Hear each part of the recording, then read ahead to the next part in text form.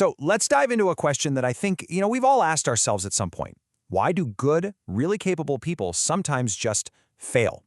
We're going to unpack a powerful answer that came from a super unexpected place, and I think it's going to fundamentally change how you look at success. I mean, really think about it for a second.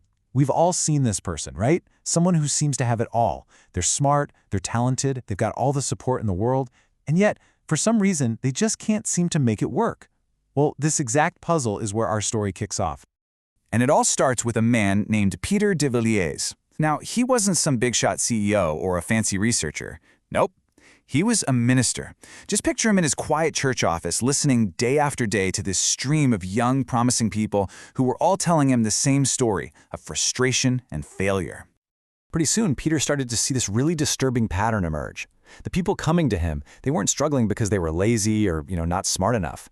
These were the rock stars, top of their class, amazing references, huge dreams. But the second they stepped out of that structured world of high school and into university or their first job, it's like they just hit a brick wall. They would completely fizzle out.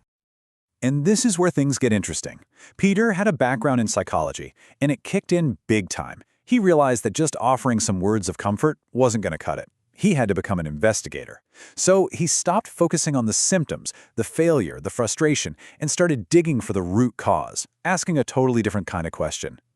And his method was, it was kind of radical for the time. He decided to just ignore all the abstract stuff like intelligence or motivation. Instead, he got absolutely obsessed with behavior, the tiny, consistent, almost unconscious things people do every single day. He wrote it all down, documenting these habits, and then he compared the patterns of the people who were thriving with those who were sinking. And here's the kicker. Here's what he found. The exact same habits that made someone a star student in the rigid, structured world of high school were often a complete recipe for disaster in the wide-open, self-directed world of university. It wasn't that their habits were bad. Not at all. They were just totally mismatched for the new game they were playing. And that led him to this huge breakthrough, this massive aha moment. It wasn't the person who was failing. The environment had stopped fitting the person. They weren't broken, they were just a puzzle piece in the wrong puzzle. The world around them changed, but their habits hadn't caught up. So from that one simple insight, he built this whole new framework for success. And it wasn't about one single thing. It was like a three-part equation.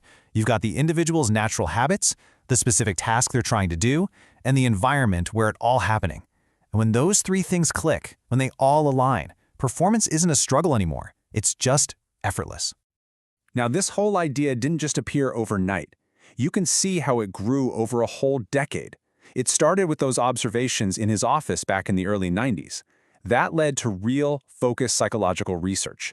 And by the late 90s, he was actually building a system to map these behavioral patterns, which, in the early 2000s, became the very first version of something he called Shadowmatch. Okay, so what is Shadowmatch exactly? Well, first off, it is not a personality test. It's a system that basically maps out your unique behavioral habits, how you instinctively get things done. Then it takes your personal map and compares it to the combined map of people who are already knocking it out of the park in a specific job or environment. And this, right here, is the absolute core of the whole thing. Shadowmatch was never, ever meant to be a test you could pass or fail. It was designed to be a mirror, something that just reflects your own natural, hardwired behavioral design right back at you with zero judgment. And what does that mirror show you? Well, it gives you this incredibly clear picture of your own patterns, how you naturally work, how you think, how you interact with people. And maybe most importantly, it shows you the exact conditions you need to really thrive and how well your habits fit a particular environment, whether that's a new job, a new team, or even just a new project.